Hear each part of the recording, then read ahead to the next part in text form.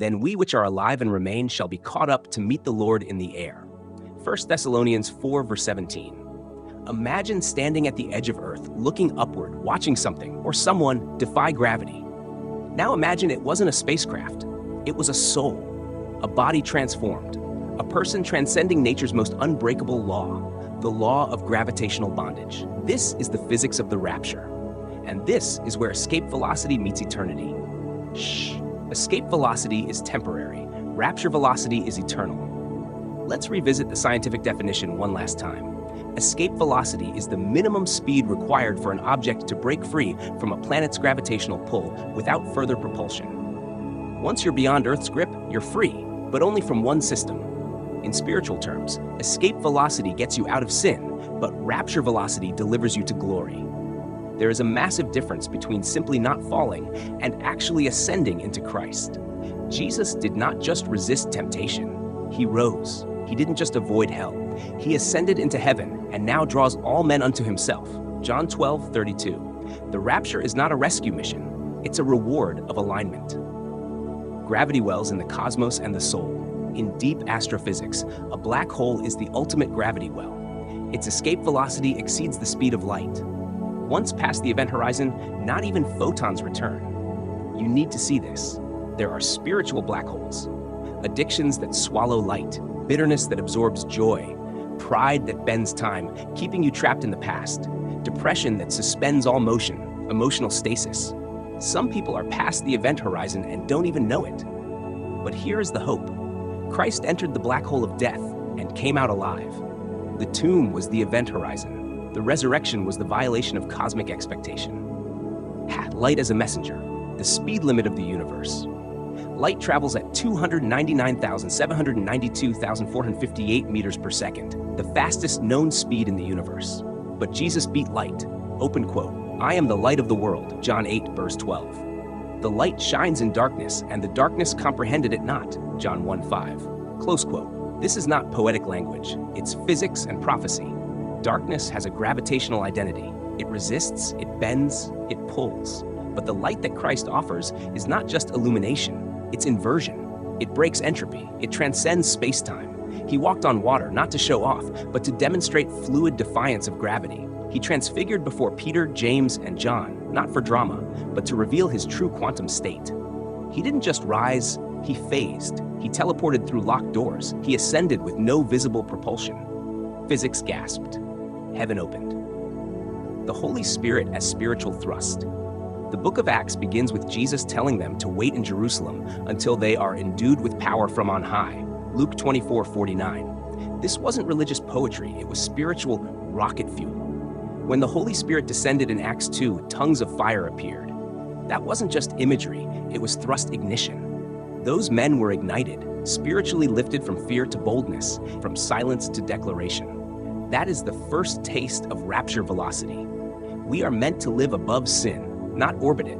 We are designed to pierce through the skies, not cycle around trauma. Open quote, walk in the Spirit, and you shall not fulfill the lust of the flesh. Galatians 5:16, close quote. The Spirit isn't emotional hype. He is the gravitational override. The speed of transformation. Let's touch time. In 1 Corinthians 15:52, Paul says, open quote, in a moment, in the twinkling of an eye, we shall be changed. Close quote. Physics tells us a twinkle is around 1/100th of a second. That is not much time to prepare. It's not time to pack bags, not time to get serious, not time to repent. Transformation has a timestamp, and you don't control it. In physics, there's a concept called delta T, the change in time. In Scripture, there's Kairos time, God's appointed moment. The rapture will be the greatest delta T in human history. One moment we're in Earth's gravity. The next, we are clothed in incorruption, beyond entropy, beyond decay, beyond time.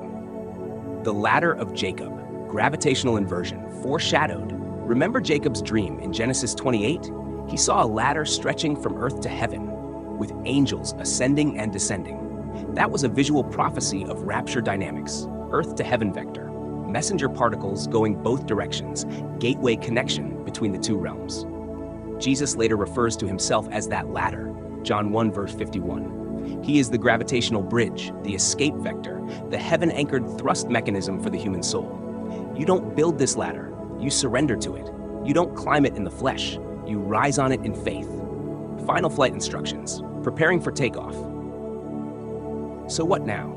If all this is true, if escape velocity is the minimum requirement and rapture is the eternal destination, then what must we do? The answer is simple and violently demanding. 1. Abandon all excess weight. Open quote. Lay aside every weight and the sin which doth so easily beset us. Hebrews 12, verse 1. Close quote. 2. Engage the Holy Spirit daily. Open quote. Not as a feeling, but as fuel. Be filled with the Spirit. Ephesians 5:18. Close quote. 3. Live with eyes fixed above. Open quote. Looking unto Jesus, the author and finisher. Hebrews 12:2. Close quote. 4. Endure drag. Open quote. Let resistance confirm you're moving. Close quote. 5. Count the cost of your ascent. Open quote. Rockets leave a trail of fire behind them. So do saints. Close quote. Now answer without blinking. If Jesus already beat gravity and gave you the Holy Spirit to generate upward thrust, and your soul knows the pain of orbiting fear and sin, then why are you still calculating escape velocity instead of simply igniting what he already gave you? Are you still waiting for proof to ascend, or are you ready to burn for the rapture? So shall we ever be with the Lord. 1 Thessalonians 4:17. Gravity was never your enemy, it was your trainer. It taught you the weight of the world, the pressure of waiting, the discipline of stillness. But now, you've been handed a spiritual equation that doesn't just explain escape, it unveils transcendence. You are not a soul trapped in Earth's math. You are a body awaiting glory's physics. This journey through escape velocity and the rapture was not to make you smarter.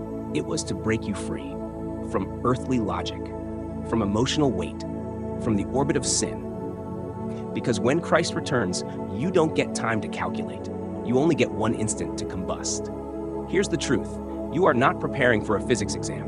You are preparing for liftoff. But the beauty is, every equation you study, every gravity problem you solve, every time you understand motion or acceleration or resistance, you're touching the breath of a God who wrote both the laws of motion and the law of grace.